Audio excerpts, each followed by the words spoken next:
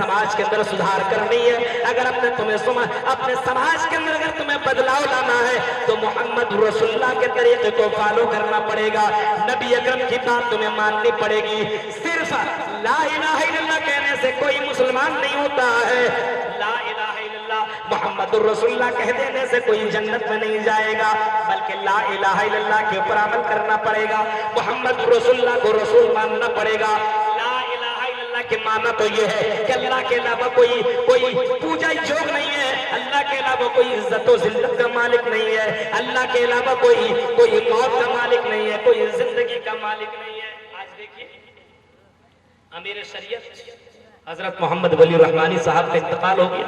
इन्ना लिल्लाहि व इन्ना इलैहि राजिऊन। इतनी बड़ी शख्सियत हुआ कि नहीं इंतकाल। मौत और जिंदगी का वही मालिक है, ये हमारा और आपका ईमान होना चाहिए। वही इज्जत और जिल्लत का मालिक है, उस अल्लाह के अलावा कोई इज्जत और जिल्लत का मालिक ही नहीं है। ये कौन सिखाया? ये जनाबे मोहम्मद रसूलुल्लाह ने हमें और आपको सिखलाया है। व तुइज़्ज़ु मन तशा व तुज़िल्लु मन तशा बियदिकल खैर।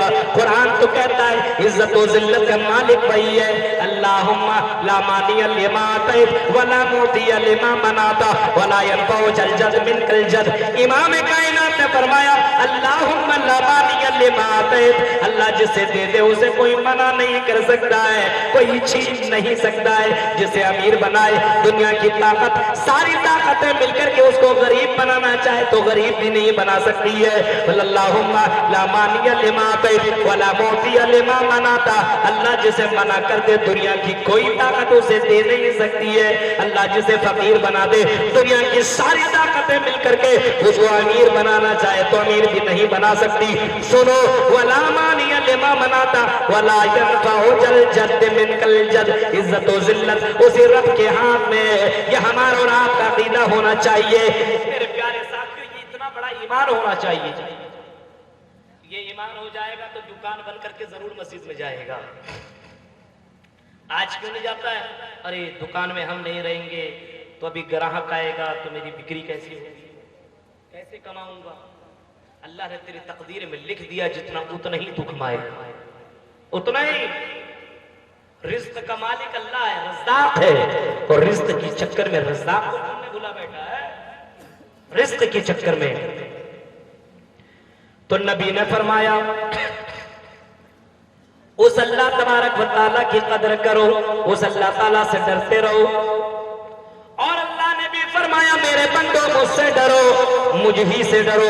या अय्युहल्लज़ीना आमनु तक़ुल्लाह हक़्क़ तुक़ातिह, ऐ मोमिनो तुम मुझसे डरो और जैसा अल्लाह से डरने का हक है तुम वैसा अल्लाह से डरो। ऐ रही के मुसलमानों, ऐ पटना और दुल्हन बाजार और आसपास के लोगों, अल्लाह कह रहा जैसे अल्लाह से डरने का हक है तुम वैसा अल्लाह से डरो। हक़्क़ तुक़ातिह, वैसे तुम अल्लाह से डरो। अल्लाह से कैसा डरे आपने? डरने का हक कैसा है? तुम पुलिस से डरते हो, जुआ खेलने वाला डरता है, पुलिस आ रही भाग गया।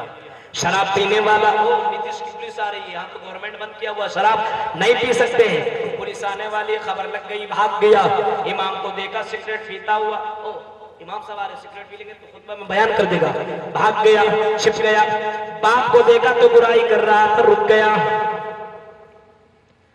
चोरी कर रहा था या किसी लड़की के हाथ को पकड़ा था, अपने गांव अपने मोहल्ले के लोगों को देखा तो हाथ हटा लिया।